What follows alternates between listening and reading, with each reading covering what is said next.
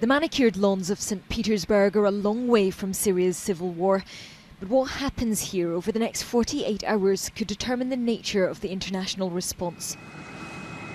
This was meant to be an economic summit, the world's leaders and top financial ministers already flying in. It will now inevitably be dominated by Syria, and a showdown between the world's two most powerful men.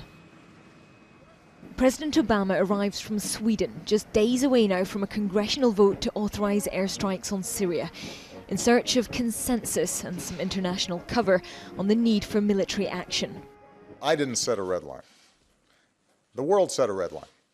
President Putin, meanwhile, has said any action without UN backing would be a violation of international law and an act of aggression.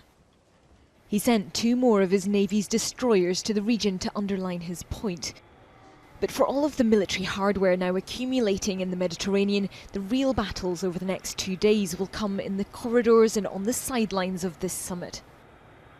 At the G8 in Northern Ireland, the Canadian Prime Minister, who you see arriving here, said it felt more like the G7 plus Russia, that Russia stood alone in its obstruction over Syria. And I think that shows just how much the situation has now changed, that Russia feels vindicated, that others, apparently including the British Parliament, stand with it in opposing military action.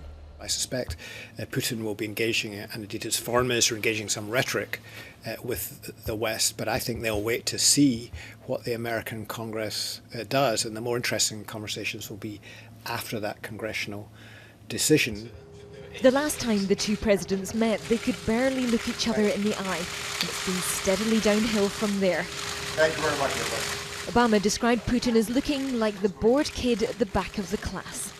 Right now we are at a stage when the relations between the two nations are, I would say, at an all-time low since the collapse of the USSR. That's the starting point. Over the next 2 days in this city, the alliances that are made here and the divisions that remain will form the basis for what happens next on Syria. Katie Stallard, Sky News, St Petersburg.